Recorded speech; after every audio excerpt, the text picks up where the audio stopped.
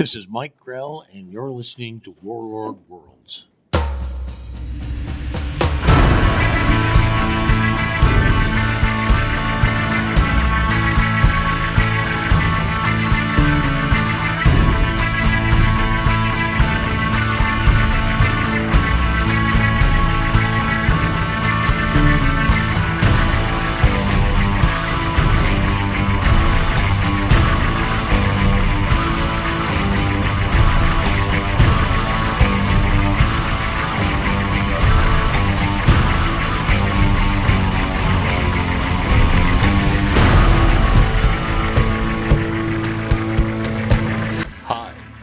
Back to Warlord Worlds, a fan podcast devoted to the comic creations of writer and artist Mike Grell, including Warlord, Jon Sable, Starslayer, Shaman's Tears, and Green Arrow.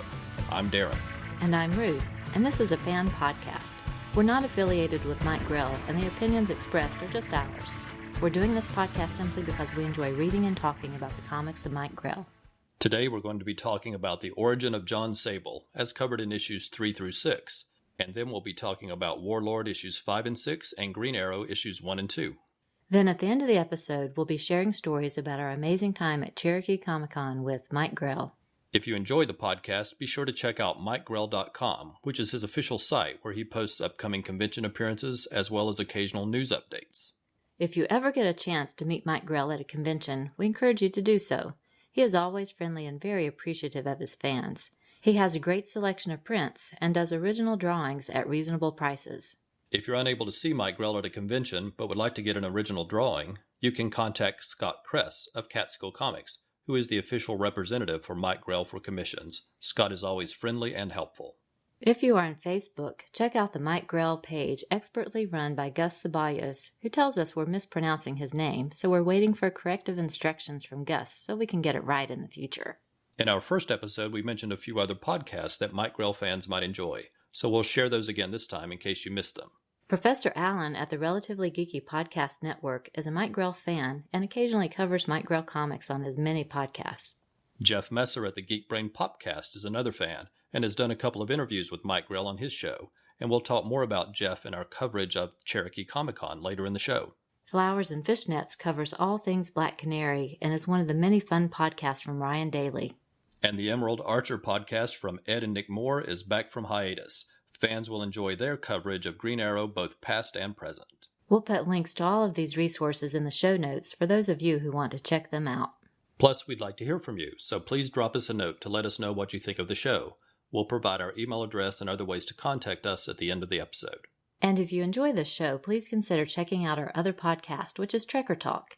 It's a fan podcast devoted to the adventures of 23rd century bounty hunter Mercy St. Clair from the pages of Trekker Comics by creator, writer, and artist Ron Randall. Jon Sable Freelance number 3, The Origin Part 1, A Storm Over Eden, August 1983. Written and illustrated by Mike Grell. Colors Janice Cohan. Letters Peter Iro. Editor Mike Gold. Our issue opens in Eden Kendall's office. Mike Blackman is upset that she's been working to revise some drawings for the next book, but now B.B. Flem, a.k.a. Jon Sable, has vanished without a word. Mike doesn't understand Jon Sable. Eden tells her he has his reasons and then hands her a manuscript. Next we see Jon Sable walking through the grasslands of Africa. A man recognizes him and says, "What are you doing here? They'll be waiting for you." At home, Mike opens the manuscript and begins to read. It's the 1972 Munich Olympics. Jon Sable is walking down the street when he notices a beautiful blonde woman smelling violets at a street-side shop. He assumes she's German and tries to talk to her, but she laughs at his poor attempts and he realizes she speaks English and learns she is from Kenya. On a date that night, the two tell their stories to each other. Elise McKenna is an Olympic gymnast. She won the silver medal in 1968, but finished out of medal contention this year.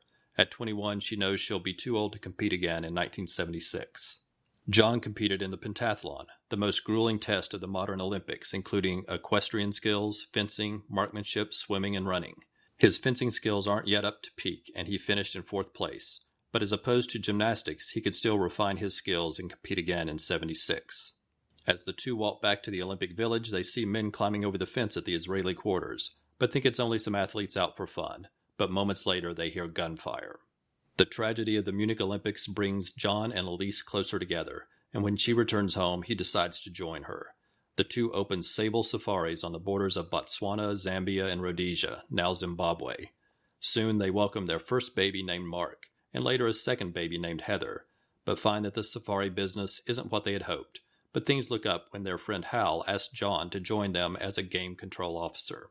On one of their assignments, they take down a group of poachers, and during the confrontation, Jon is forced to kill a man. One night, Jon is putting the children to sleep with a bedtime story about leprechauns who live in Central Park in New York. Later, Elise and the children are at home alone while Jon is on his latest assignment, when Elise sees armed men in the distance. She races inside to grab a rifle, and a gunfight ensues. Jon returns home that night to find his wife and children dead. There's a ton of story with many key plot points and details in this issue, and history packed into this very tragic first part of Jon Sable's origin story. The ominous and inevitable tone of the story is apparent from the beginning, yet the story remains compelling to the very end as Jon Sable burns his home to the ground as tears run down his face. This issue is filled with gorgeous vistas of the savanna of eastern Africa and magnificent drawings of many animals, including lions, elephants, and Jon's namesake, a sable, which we are told is not a Russian weasel, but rather a powerful muscular antelope with curving horns, which can be seen in the letters B and L in the Jon Sable logo from this period of time. Mike Grell even worked in a scene where Jon Sable pounds his chest and yells out like Tarzan. Mike Grell is a fan of many of the works of Edgar Rice Burroughs, and Tarzan in particular. I also love the 2-page title page spread that actually incorporates art panels into the manuscript that Mike is reading. Very nice. Jon Sable Freelance, number 4, The Origin, Part 2, Battle Mask, September 1983. Written and illustrated by Mike Grell. Colors by Janice Cohan. Letters by Peter Iro. And editor Mike Gold. Our story opens with Mike Blackman continuing to read Jon Sable's manuscript when she picks up the phone and calls Eden Kendall to ask if the story is autobiographical. Eden has obviously asked the same question in the past, and she had a friend in the State Department check it out who confirmed that every word appeared to be true. Jon Sable is at the ruins of his burned home and is slumped over the graves of Elise and his children. He stares at his hands, which are covered in ashes. Then he reaches up to his face and draws a pattern of a battle mask on his face for the very first time. He begins to search for clues among the debris, including shell casings and boot prints. He can tell there were 8 men, 4 were locals, 3 were European. All were using automatic weapons, except for the 8th man, who had a rare pistol and wore expensive riding boots. Sable knows he was the leader. Elise killed 1 and wounded another, so Sable has 7 men to track down as he heads into the savannah. He finds where the men camped near a road. The leader and the wounded man were picked up by a truck, while the other 5 continued on foot. He knows where they will have to cross the Zambezi River. Later, the members of the group are absent-mindedly talking among themselves as they cross the river when a log swings down from above, impaling 3 of the men. One runs off to the jungle, while another turns and begins firing into the trees. A moment later, he falls from a bullet from Sable's gun. Sable then catches up to the other and knocks him unconscious. When he wakes, he finds that Sable has tied him to a tree above a nest of soldier ants. Sable wants information and quickly learns the wounded man is nicknamed Kraut because he wears an old German hat. He doesn't know the leader, only that he's European and has white hair. Sable turns away and leaves the man to be slowly devoured by the soldier ants. Over the next 6 months, Sable has been unable to track down either of the remaining 2 men, but he has actively waged a one-man war against any and all poachers. His friends Hal and Jacob are concerned, and Jacob, who used to work with Sable when he had the safari business, tracks him into the jungle, but is unable to convince him to stop his rampage. Meanwhile, the white-haired man has thought of a plan to lure Sable into the open, and while it works, the results aren't what the white-haired man expected. 5 men are taken out immediately, and 2 more shortly thereafter. Sable pins Kraut to the ground and demands the white-haired man's name, but before he can reveal it, the white-haired man appears and kills Kraut and wounds Sable. But as he moves in for the final kill, Sable is able to throw his knife, cutting off the man's finger and causing him to stumble back and fall into the river. Next, we are back in the present, and Jon Sable is back in Zimbabwe. He's talking to his friend Hal while painting on his battle mask. He has a job to finish. It's great to see the origin of the battle mask in this issue. It makes it so much more relevant to the character every time we see it now that we know the backstory. The panel layouts are great on this page, with 4 vertical panels showing the process of him putting the ash marks on his face, and ending on one large circle panel with a close-up view of Sable. The background is red, and the last word on the page is rage in red and orange. We have more great scenes of the African savannah and many great action scenes as Jon Sable expertly takes out the men responsible for killing his family. There are several sequences that rely only on the visual art to convey the story. The pacing is well done, and the dynamic figures really make an impact. There's no forgiveness or sympathy in this story, as Sable kills the men in very brutal ways. He uses fire, knives, guns, and one poacher is actually gored with an elephant tusk that he has collected earlier that day. The confrontation at the end of the issue is really exciting. There are great views of cliffs and the waterfall, guns fire dramatically, and the knife looks three-dimensional, like it is going to come out of the page, which strengthens the startling view of the finger being sliced off. The fight doesn't go the way either Sable or his nemesis planned, but establishes a notable villain and makes us want to see the next time these two men face each other.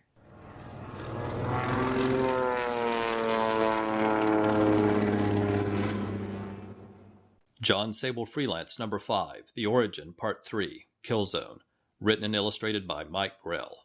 Our story opens with Mike Blackman continuing to read Jon Sable's book, A Storm Over Eden. It's Rhodesia in 1979, and Sable is down on his luck when he is approached by Milo Jackson, who was on the rifle team and won the silver medal at the Munich Olympics. He's now a mercenary and is there to offer Sable a job. 2 days, $10,000. A senator's son was part of a group flying across Africa in a hot air balloon when bad weather forced them down in a national park in an area controlled by guerrillas. Milo Jackson is taking in a small team of 6 to rescue the group, and he wants someone with Sable's skills. Sable reluctantly agrees so that he can get his gun out of Hawk. The trip doesn't proceed as planned when a fighter plane sees their small convoy. The plane manages to take out both of the team's trucks and kills one of the mercenaries, but as it flies overhead, Sable unloads several shots into the plane, bringing it down in flames. The remaining 5 proceed on foot with their shares now increased to $12,000 each. As they finally come upon the park headquarters where the students are hiding, a group of guerrillas spot them, taking down 2 more of the mercenaries before they can get inside the building. Inside, they meet Ray Arnold, Cynthia Bishop, and Stephen Lauder, the son of the senator. Thanks to Sable's marksmanship, they can keep the guerrillas at a distance, but there's seemingly no way to escape. The balloon can only carry 4, so it can't carry the remaining 3 mercenaries and the 3 students. Plus, the guerrillas would be able to see them inflating the balloon and would be able to shoot it before they could even get it off the ground. But Sable has a plan. Staying just out of range, he runs in a circle around the building, trailing gasoline behind him, and then ignites the ring into a blazing fire that obscures the guerrillas' view. Then after inflating the balloon, Sable has each of the 6 passengers tie themselves to ropes, and then he cuts the heavy basket from the balloon, allowing it to lift off, carrying the 6 of them. They have little control, but they just need to get past the guerrillas. However, it's still too heavy, and they aren't gaining enough altitude. Then Sable notices that Cynthia is carrying a heavy duffel bag that she refuses to drop. It turns out she's a courier for an illegal ivory cartel, and she's carrying drugs in the bag to make a payment, and she pulls out a gun on Sable to stop him from grabbing the bag. Sable kicks the gun from her hand, but gets his rope tangled around hers. Just then, Milo Jackson cuts one of the tangled ropes, and Cynthia falls to the ground as the balloon lifts high into the sky and over the guerrillas. The issue ends with Sable asking Milo Jackson how he knew which one of the tangled ropes to cut, but Jackson just walks away without answering. This story opens with a page featuring a great drawing of a leopard in a tree, and it ends with a page showing Jon Sable in the jungle at night, setting up the next installment of the story. Between those 2 pages, we get several other great drawings, including a nice silhouette of Manhattan as Mike continues reading the manuscript. I appreciate the artistic approach to the background and the shaded back of Mike as she settles down to read more of the book. This story certainly shows how low Jon Sable has sunk in his depression. He's living like a vagrant, frequently drunk and occasionally in jail, but in spite of all that, he still has the skills he developed. The fight with the airplane looks terrific, with as many as 4 different views of the plane on a single page, and there was limited use of distinct line panels in this sections, allowing the art and action to overlap, and I liked the angled panels and rapid pace used for the battle with the guerrillas. The final action sequence with the hot air balloon is terrific, a very imaginative situation that would look great on a big screen in a theater. The flames of the fire are so close to them, and there's so much tension as you wonder if it is the girl or Sable who will fall. The story also ties back nicely to the very first issue, when Jon Sable went up against Milo Jackson, who was trying to assassinate the president.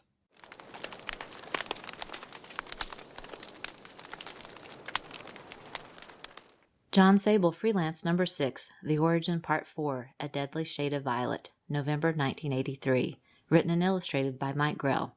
Mike finishes reading Jon Sable's book recounting leading an anti-terrorist group through the jungle in 1980. But when he returns from the successful mission, he finds the leadership of his country has changed, and he is deported. Mike goes to see Eden Kendall because she wants to know the rest of the story. Eden tells her that when Jon returned to the U.S., he turned to the only other experience he had, which was being a writer for a sports magazine. So Sable wrote his autobiography and started sending it out to publishers, but continually received rejection letters. But when it finally came across Eden Kendall's desk, she saw something in it and called Sable in for a meeting. She told him she couldn't sell the main story, but she could sell the bedtime stories about leprechauns in Central Park that he told his kids and that he included in the book as side stories. Sable hated the idea of being a children's author, but he needed the money and finally agreed if he could use a pseudonym, and he came up with the name B.B. Flem on the spot. The idea of being a children's author continued to irritate him, so he decided to turn his mercenary experience into a job and began advertising as a freelance bodyguard and investigator, but he couldn't find any work. Then he saw a news story about an escaped child slayer and began tracking the man. He found the hideout and gave the press an anonymous tip. When the press arrived, Sable paraded the man out in full view, and Sable gladly stopped to give a reporter an interview, creating quite a show in his battle mask and letting everyone watching know he was available for hire. The jobs came frequently afterwards, but then came the day that Eden Kendall called him. His children's book was selling well, and he needed to make an appearance at a book signing. He refused, but Eden pointed out there was a clause in his contract, so there was no getting out of it, and thus the disguise was created to go along with the name of B.B. Flem. Back in Zimbabwe in the present, Sable has finally caught up to the white-haired man he's now identified as Reinhardt Pike. Sable scales the outside of the apartment building and waits on the balcony. Inside, Pike is walking around his penthouse apartment, which is decorated with the mounted heads of many endangered African animals. Sable crashes through the window. After a brief fight, Sable stabs Pike, who stumbles backward, falling over the railing of the stairs. Peering over the railing, we see that the poacher has been impaled on the horns of a sable antelope. Poetic justice indeed. The cover of this issue is a nice collage of images that relate back to prior issues. For example, along with Jon Sable, there's a sable antelope, his wife, the Olympic rings, and the poacher, Pike. It's a nice way to help the reader recall key story elements. The jungle and savanna scenes are well done, with good detail on the plants, and as always, the animals, like the elephants and lions, look terrific. Our origin story finally comes full circle as Sable catches up to the one remaining killer of his wife and children. However, as Pike taunts Sable in their final battle, there may be more to the story than Sable realizes. The way Sable begins both his writing career and his freelance investigating career is amusing and well told. It's nice to have a little levity rising to the surface following this very dark story. I like the sequence where he keeps checking his mailbox, then posting all of the rejection letters on a corkboard. And, when he meets his editor Eden, he is dressed up in a dark suit so he looks a bit like James Bond. A few pages later, when he is getting all of the adventurous freelance work, he strikes a pose that could be used for a movie poster. His gun is raised, and there's a montage of action poses and beautiful women overlaid on his black outfit. His name, Sable, is also splashed all around that figure. Nicely done. He looks so comfortable and pleased in that role, in contrast to a few pages later where he is hunched over signing books and looking miserable, surrounded by kids at the book signing event. As always, the art in the book is great. Mike Grell makes the story flow easily both with the written word and visuals. The backgrounds and figures are always interesting, and the expressions on the characters are really effective. It's easy to get drawn into the story and to be motivated to find out what happens next. Kalabak, Tassad, it is I, Darkside. I command you to listen to the Who's Who podcast. Uncover the powers and weaknesses of the Super Friends so that I may destroy them. Aquaman and Superman, Animal Man and Plastic Man, Firestorm and Nuclear Man, Batman and Hawkman, 2D Man and Hour Man. Who are all these people, man? They're all part of the DC Who's Who. Ultra Boy and Booster Gold, Lightning Lass and Hippolyta, Phantom Stranger, Etrick and Arisia and Woozy Winks. Hey. What? What about that one guy? What guy? Mr. Pretzel, Mr. Lipstick, Mr. Mitzelfuzzle? Mr. Mitzi's Pitlick? Yeah, him. He's also part of the DC Who's Who. Who's Who, the definitive podcast of the DC Universe. Available monthly at Aquaman Shrine, Firestorm Fan, and on iTunes and Stitcher as part of the Fire and Water podcast. Green Arrow number 1, Hunter's Moon, Part 1, February 1988. Written by Mike Grell, illustrated by Ed Hannigan and Dick Giordano, lettered by John Costanza, colored by Julia Laquamette, edited by Mike Gold. The issue opens with a gang accosting a group in a park. Of course, Green Arrow is out on the night of a hunter's moon and takes care of all of the members of the gang in quick succession. Meanwhile, Lieutenant Jim Cameron is disgusted because after 18 years in prison, child slayer Al Muncie has been released on bond pending a retrial, and Cameron has to call Annie Green, who as a 10-year-old was the only child who survived Muncie's torturous rampage. At home, Dinah is still suffering mental anguish from the torture she experienced during the Longbow Hunters miniseries, so she and Oliver decide it's time to visit a psychologist, and they schedule an appointment with Dr. Annie Green. Following their appointment, they're still in the office when Dr. Green receives a package that panics her, and they hear the story of her torture at the hands of Al Muncie 18 years before, and how she escaped by jumping from a high window. Muncie is the heir of the Muncie Brewery Empire, following the death of his parents while he was in prison. Outside Muncie's mansion, Lieutenant Cameron has set up a police presence to ensure Muncie doesn't leave, as they fear he may kill Annie Green, since she is the only witness to the crimes he committed 18 years earlier. But that doesn't prevent Oliver from getting inside, where he confronts Muncie, warning him to stay away from Annie Green. Oliver fires an arrow in Muncie's direction, extinguishing a nearby candle and telling Muncie that will be his only warning shot. As Oliver leaves, he gives Lieutenant Cameron the package that Annie Green received in the mail.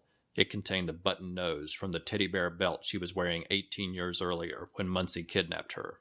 Waiting in a tree outside Annie Green's home, Oliver sits patiently. A man dressed in camouflage and a mask is climbing the wall. Oliver says, "You had your warning shot," and releases an arrow that hits the man squarely in the chest, and he falls to the ground.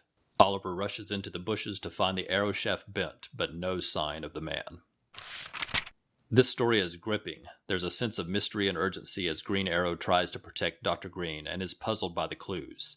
His heroic nature of quickly leaping to assist those in distress shines through. The issue features a great cover by Mike Grell, with a profile of Green Arrow above the Seattle cityscape, while another image of Green Arrow is drawing back his bow. While we sadly don't get Mike Grell drawing the interiors of the monthly Green Arrow comic, we do get occasional covers by him, and the interiors are nicely done by Ed Hannigan and Dick Giordano, who match Grell's style from the Longbow Hunters quite well. The opening fight with the gang in the park is particularly entertaining, since there's a staff involved, so we get a nice montage reminiscent of the fight between Robin Hood and Little John when they first meet. The silhouette profiles of Oliver and Dinah during a conversation are also nicely done, strengthening the mood of the scene, and the panel with that candle flame being hit by the arrow is terrific. It's a nice use of the light of the flame, and the arrow starts cutting across to the next panel. Very nice effect. And there is a great shot of Green Arrow waiting and hiding in the tree near the end of the issue. The perspective is good. The moon frames his head and torso, casting shadows on his face, and the backlighting brings out detailed silhouettes of the arrows, bow, and branches. Great atmosphere is captured in that panel. Green Arrow number 2, Hunter's Moon, Part 2, March 1988. Script Mike Grell. Pencils Ed Hannigan. Inks Dick Giordano and Frank McLaughlin. Letters by John Costanza. Colors by Julia Laquamette. Editor Mike Gold. Green Arrow, Lieutenant Cameron, and several police officers rush into Al Muncie's mansion only to find him exercising in his private gym.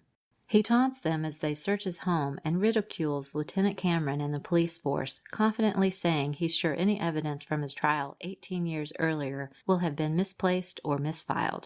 He's confident that he will win his appeal, but Cameron assures him that Annie Green's testimony will send him back to prison. As Oliver and the police search the grounds, Cameron tells Green Arrow that Al Muncie is just like his father Carl Muncie, who made a fortune on illegal alcohol during Prohibition. He even had beer running from the water taps in his house. They find a boot print, but from the depth can tell it was from a man weighing 210 pounds, but Muncie only weighs 180 pounds. Cameron begins to think that the intruder at Annie Green's house might have been just a coincidence, but Oliver knows better. He's figured it out. He and Lieutenant Cameron return to Muncie's mansion only to find Muncie is gone, even though the police have been watching constantly from the outside. Oliver points out a suit of armor and tells Cameron that when he was there earlier, there was a chainmail shirt with the armor. That is what Muncie wore that stopped his arrow, and it's also what added 30 pounds to his weight, creating the deeper boot prints. Next, Oliver goes to the beer taps in the house. It has to come from somewhere. He traces the pipe through the cabinets and into the floor and finds a switch that triggers a trap door. As Cameron races to Annie Green's house, Oliver climbs down and follows the tunnel until he climbs up into the adjacent brewery. Oliver opens a line, allowing beer to begin pouring onto the floor, and then walks away. Instead of going back after Annie Green, Muncie has another plan. He abducts Lieutenant Cameron's daughter, Lisa, and when Cameron receives the news, Annie Green joins him as the two race to where Muncie used to take his victims. There they find Muncie with a gun to Lisa's head, and he is still wearing the chainmail shirt. A green arrow flies through the air, piercing Muncie's wrist and causing him to drop the gun. Lisa runs to her father, and Annie picks up the dropped gun and begins firing at Muncie, but when she misses, Muncie kicks her in the face and runs down the alley to his waiting car. He quickly drives back to the brewery, but Green Arrow is on his trail. Back at the brewery, Muncie makes it to a gated elevator that begins to lower. He taunts Green Arrow, saying there's another tunnel out, but by the time he finds it, Muncie is confident he will have made his escape. Just then he realizes the elevator is descending into a pool of beer, as all the tunnels below have been flooded due to Oliver's earlier actions. Green Arrow turns and walks away, leaving Muncie to drown, as he calls out, "Cheers!" As a fan of mysteries, I really enjoyed seeing Green Arrow fit together the clues to reveal answers, find more evidence, and to know how to catch Muncie in the end. This issue has another gorgeous cover by Mike Grell, with Green Arrow in a rain-soaked alley, with his reflection in the pools of water on the street. The title page is nice, with a distant view of Green Arrow just after he found the bent arrow, followed by a close-up of his face, showing all of his frustration and anger at not stopping the intruder from escaping. The great art of Ed Hannigan and Dick Giordano continues to be strong, and there is a particularly excellent full-page drawing of Green Arrow searching the tunnels under Muncie's mansion. There's another nice sequence later with a creative use of panels and empty panel space as the realization of the serious jeopardy of the girl's abduction is revealed. When you think of podcasts about religion, you probably think of this.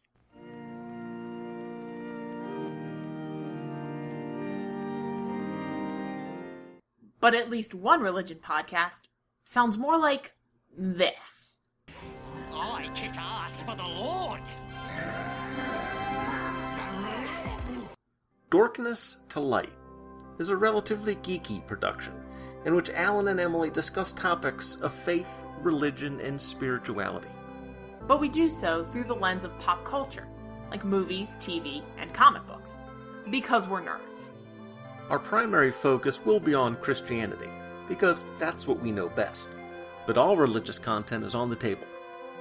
Well, think about it, Scully, from vampirism to Catholicism.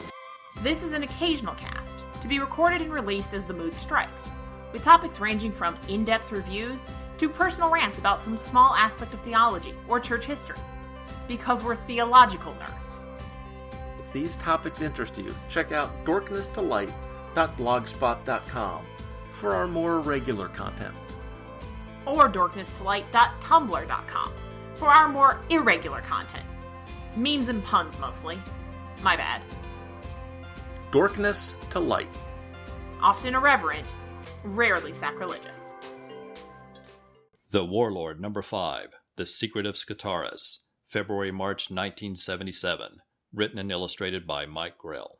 Our story opens with Morgan and Tara continuing their journey to Shambhala. Passing through an area of steep granite cliffs, the two worry about the possibility of an ambush.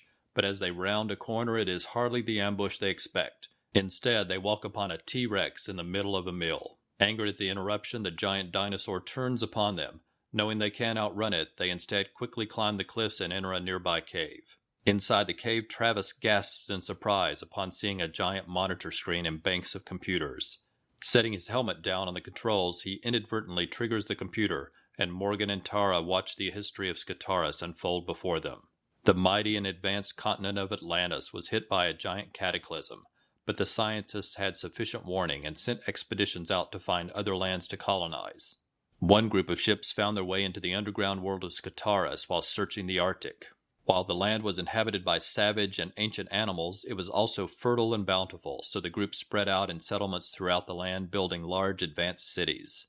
However, as is the nature of humans, over the decades the various city-states turned on each other, and a horrible war followed, leaving much of the area exposed to radiation poisoning that over time devolved some of the former Atlanteans into beasts and lizard men. While searching the cave, Morgan and Tara even find a file referencing Deimos, who found the computer B-100-D Blood. Engrossed in all that they are learning, Morgan and Tara don't notice the pack of wild wolf-like beasts that have found the cave. Moments later, they find themselves fighting for their lives, and while they are able to fend off the wild animals, they then find themselves inside another chamber that contains an underground subway train.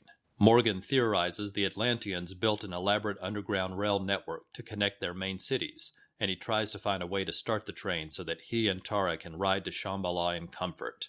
But instead, the train rockets off, leaving Tara behind and throwing Morgan against a wall, and without his helmet he is knocked unconscious. Waking sometime later, he can tell the train has stopped, and ventures outside to see where he is, and is shocked to find he is back on the surface world with a full moon filling the sky above. As always, the Warlord is action-packed with a great mix of fantasy adventure and science fiction. Mike Grell shows off his ability to draw animals on the 2-page title page with a towering T-Rex and a dead Triceratops as well as multiple horses. I've always enjoyed stories about Atlantis, and having the world of Skitaris intertwined with Atlantis just makes it even more interesting. The underground subway train network looks very interesting as well, and reminds me of the underground trains used in the Genesis 2 movie of the 1970s that was made by Star Trek creator Gene Roddenberry. I have to wonder if Mike Grell might have seen that movie. The Warlord, number 6. Home is a 4-letter word.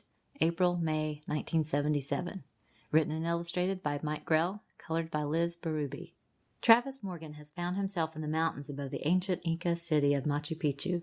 Still suffering from the head injury he received when the train rocketed out of Skitaris, Morgan stumbles into a nearby tent where a beautiful red-headed woman is momentarily surprised before grabbing a nearby rifle and aiming it at him. Morgan finds himself surrounded by Professors Richard Beldings of Oxford University and Professor Tor Olfsson of the University of Stockholm, and learns the redhead is Professor Maria Romanova of Moscow University. She is very distrustful of Morgan, knowing that he crashed while flying a spy plane over her homeland. I think Professor Alan Middleton was also there, but he was just off panel. Morgan recounts his time in Skitaris, and is surprised to learn the professors believe his stories. They have found other evidence that suggests the Inca Empire might be connected to Atlantis. Morgan thinks to ask the date, and learns it is April 16th. Since his plane went down in June, he figures he's been in Skitaris almost a year, but then he learns it is 1977 and realizes nearly 8 years have passed on the surface. Trying to adjust to the passage of time, Morgan accompanies the professors into a cavern where they found other references to Atlantis. There are hieroglyphs they've been unable to translate on the wall beside a carving of a huge cat-like creature, but after his time in Skitaris, Morgan is able to read the inscriptions. It's the tomb of Tikal, a cat demon who betrayed the sun god and was banished from the rays of the sun. In their excitement, the professors plant small explosives and open the tomb to find what appears to be a giant statue of the cat demon. Just then, a helicopter arrives. It turns out that upon finding Morgan, the professors had radioed his location to the Air Force, assuming he would want to be rescued. Morgan knows that after being missing for 8 years, the Air Force will assume he defected, especially if they find him with the Russian Maria Romanova. Just then, a group of soldiers for hire appear above them with rifles in hand, as Morgan expected, but no one has noticed the rays of the sun slowly climbing up the statue of the cat demon. As the sun reaches the cat demon's eyes, it wakes and immediately attacks everyone in sight. Morgan is able to get above the creature and jumps upon its back and covers its eyes with his hands. The creature immediately turns back into stone and falls to the floor out of the sunlight. Morgan knows he needs to leave before the soldiers recover, and he'll need to block the underground train as well. But before he goes, he turns to Mariah and invites her to join him on a quest that would be any archaeologist's dream. Moments later, the two are rocketing through the tunnel in the underground train as the cave opening behind them explodes. Upon returning to Skitaris, Morgan can't find any sign of Tara, even though he's only been gone 1 day. Then he notices his helmet on the computer panel just where he left it. But now it's covered in cobwebs, and he remembers how different the passage of time is between Skitaris and the surface world, and he wonders how long he has been gone. I thoroughly love the tie-in to Machu Picchu. It seemed a perfect direction for the story to take. There's lots of adventure and action in this issue, It was fun to see the tomb of the cat demon, and the struggle to defeat the demon was exciting. We're given another strong and powerful woman with Mariah, and it's intriguing, though maybe a little surprising, that Morgan invites her to join him when the two certainly weren't getting along. However, he obviously recognizes someone with the right personality to survive and thrive in Skitaris. Of course, readers will certainly find that to be the case in the issues ahead. As usual, the art is outstanding. There is so much variety in this sci-fi fantasy world. Mike Grell not only shows his talents in drawing diverse characters, but he also gets to include a wide variety of backgrounds, creatures, and objects. For example, just in this issue, we see a great illustration of the Andes Mountains, the Inca ruins, a helicopter, a vicious cat demon, and the last panel ends with the Warlord's iconic helmet with the feather wings on the side. Next up, we want to share the feedback we've received since last episode. The first email we received in our Warlord Worlds inbox was from our friend and fellow fan Brian Mulvey. He said you have another hit on your hands. You did Mike Grell very proud, and your fast-paced retelling of his 3 titles was nostalgic for me.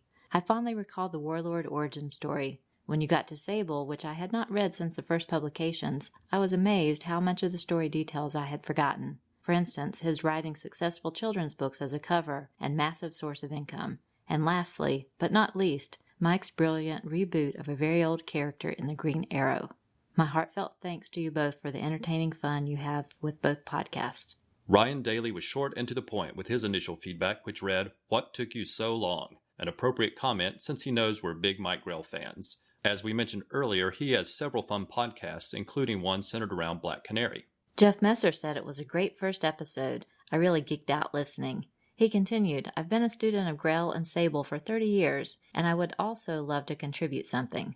So, we've spoken with Jeff and have some ideas on how he can contribute some thoughts to the show in the future.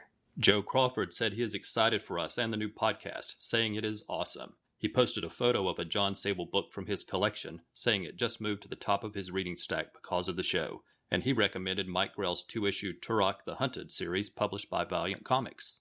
Shag Matthews really enjoyed our coverage and the stories we selected. He wrote, I'd love to hear even more of your commentary, as he is interested in our thoughts and feelings on the art and story. We agreed completely with Shag's comments and have expanded our commentaries with this second episode. We really value comments and ideas from listeners. It helps make the show much more fun and more like a conversation. Professor Allen did a sweet Friday Follows tweet about being thankful for both of our podcasts, Trekker Talk and Warlord Worlds. Clinton Robinson over at the Coffee and Comics blog gave us a shout out for both of our shows and encouraged others to listen. And he also shared a photo of Showcase Presents the Warlord as posted by Jerry McCullen from the EssentialShowcase.com. And we want to thank Chris Mounts, who named both our Trekker Talk and Warlord World shows as 2 of the best new podcasts of 2015. And Shag, Between the Pages, and several others were excited to see the photo of us seeing the new Star Wars movie with Mike Grell and asked us to share the story of how that happened. And that story will be coming up in just a moment. And we want to thank everyone who helped promote our show. All of the social media activity and other ways Mike Grell fans have spread the word has really worked. We've had a bigger response to the show than we could have imagined, and we really appreciate it. Before we start, let us say if we miss a name, please let us know and we'll correct it in the next episode. Also, forgive us if we've mispronounced a name. Just email us and let us know, and we'll correct that next episode as well. Andy Capellish, Ange of the Supergirl Comic Box Commentary, Between the Pages, Bill Lynn, Brian Mulvey, Chris Ivey, Chris Mounts, Clinton Robinson of the Coffee and Comics blog, David Ace Gutierrez, Diablo Frank of the Idlehead of Diablo, Dr. G of Pulp to Pixel, Dread, FKA Jason, Frank Cooper, Gene Hendricks of the Hammer Strikes, Greg A., Gus Ceballos of the Mike Grell Facebook page, Jared West, Jeff Messer of the Geek Brain Podcast, Jim Ramoldi, JLI Podcast, Waho Renato Mariano, Joe Crawford, Keith G. Baker, Kyle Benning of King Size Comics, Giant Size Fun, Martin Gray of the Too Dangerous blog, Michael Bailey, Michael Suduro, Michael Wagner, Nate Arnelius, Patrick Oney, Patrick Scardo, Paul Carroll, Professor Allen of the Relatively Geeky Network, Rob Kelly of the Aquaman Shrine and the Film and Water Podcast, Rolled Spine Podcast, Ryan Daly of Flowers and Fishnets, Deadboth and Spies, and Secret Origins, Shag Matthews of Firestorm Fan and the Fire and Water Podcast, Sean Kelmer, Siskoid, Son of Cthulhu, Terry Ed and Nick Moore of Till Productions, which includes The Emerald Archer, Tim Wallace of Cord Industries, and Tui Sorensen.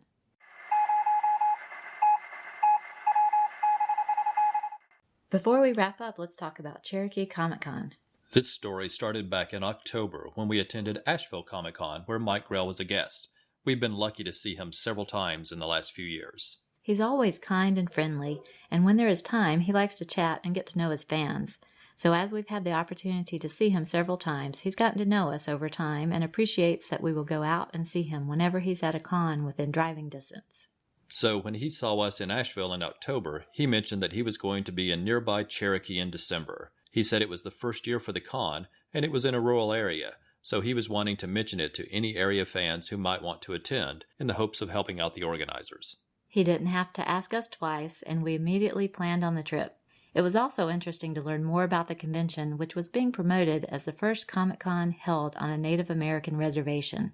Also at the Asheville Con, we met another area Mike Grell fan named Jeff Messer, who was the moderator of the Q&A panel at Asheville with guests Mike Grell and Steve Rude. In the intervening months, we've gotten to know Jeff better through social media. He's an actor and playwright and does a daily radio talk show on 880 The Revolution. He also has a podcast called the Geek Brain Podcast and has had Mike Grell as a guest on multiple occasions. Mike also mentioned the Cherokee Con to Jeff, who also planned to attend.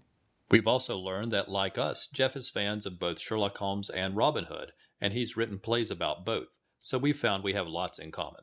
His plays include Sherlock Holmes Returns, or The Curse of the Bloody Heart, which was performed at the Parkway Playhouse in 2013, and Robin Hood, The Legend of Sherwood, that he wrote with Robert Akers, which won Best Production in 2000 at the Haywood Arts Regional Theater. Hopefully we'll get to see one of Jeff's plays in person in the future. But back to Cherokee Comic Con for now. It turns out that a week before the convention, Mike contacted Jeff because the lovely Mary, who often helps Mike out at his table at conventions, wasn't able to attend the Cherokee event. When we heard this, we also volunteered to help out any time that Jeff needed a break or if Mike or Jeff needed us to run any errands for them. The Cherokee Con had been scheduled to coincide with the release of the new Star Wars movie and had several Star Wars tie-in activities planned, including some gaming competitions. The convention was split up at multiple locations, with vendors at the local expo center, and as another tie-in to the new movie, the comic artist guests were actually located in a room at the local movie theater where Star Wars was being shown. So over the course of the weekend, there would be waves of attendees who would stop in either before or after seeing the new movie. There would be other times during a movie screening when things quieted down, and Mike enjoyed having Jeff, Darren, and me around to talk to during those slower times. On the first night, the con had arranged a private screening of the new Star Wars movie for the guests, and that included Jeff since he was working at Mike Grell's table. However, it turned out that prior to knowing he would be helping out Mike at his table, Jeff had bought advance tickets to the movie for him and his family at a different theater, so he wasn't going to be able to attend the private screening. So he asked Gary Ledford, who was the con organizer, if Darren and I could attend in his place since we were helping out Mike, and Gary readily agreed. Then Mike spoke up and invited us to sit with him at the screening. So before we even understood what was going on, we found ourselves attending a private screening on opening night of the new Star Wars movie, sitting beside comic legend Mike Grell. It was a wonderful series of good luck and blessings that we could have never imagined, and still find it difficult to believe it really happened. It was a truly unbelievable early Christmas gift from Mike Grell, Jeff Messer, and Gary Ledford, and we can't thank any of you enough. It was also fun to see that comic artist Stephen Scott, known for JLA, Batman, and many others, including one of our favorites, Indiana Jones, is also a Mike Grell fan, and he was just as excited as the two of us to be seeing Star Wars with Mike Grell. So there we were, sitting on one side of Mike Grell, and Stephen Scott was sitting on the other side, and we helped each other out by taking pictures of each other seeing the movie with Mike Grell. It was a great time. The rest of the weekend continued to be equally fun, with time to visit with Mike, Jeff, Stephen, and the other guests, as well as time to see some of the local sites in that beautiful mountainous area. While chatting with Stephen Scott, we also learned that he does a podcast as well called Pop Culture Palette, so be sure to check out that fun podcast as well. And check out the December 11th episode of Jeff Messer's Geek Brain Podcast for a fun interview with Stephen Scott. We got a couple of original sketches from Mike Grell and an amazing original Batman cover by Stephen Scott during the weekend, and we've posted them on the Warlord Worlds Facebook page and Twitter feeds where you can look at them. Mike also did a beautiful original drawing of Green Arrow and Black Canary for Jeff Messer to thank him for everything he did for him during the weekend. It was gorgeous, and it was very well deserved. And Mike also did an extra drawing as a thank you to us for helping out during the weekend as well. To do that drawing, Mike held a gold pen in his right hand and a black pen in his left hand. Then, moving both hands simultaneously like a mirror image reflection, he created a drawing of Green Arrow. It was stunning to see, and using the two pens really helps illustrate what he did. That drawing is also on our Facebook page and Twitter feeds.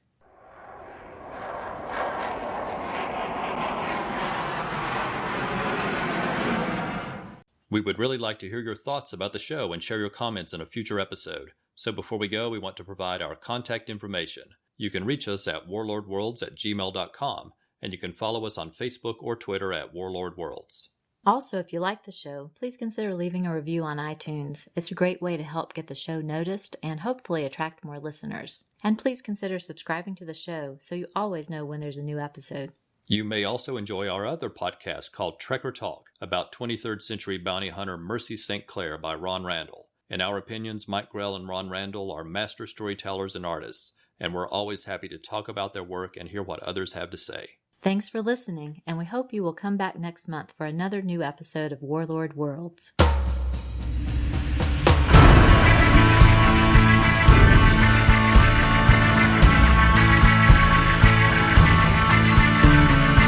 Warlord Worlds is not affiliated with DC Comics or Mike Grell.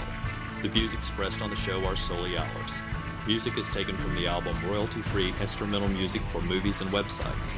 Sound effects are taken from the albums Sound Effects Library Volume 1, Weapons Sound Effects, #1 Sound Effects for Movies, TV, and Websites, Ultimate Transportation Sound Effects, Archery Sound Effects, and Ultimate Sound Effects Collection. We make no money from this podcast, and no copyright infringement is intended.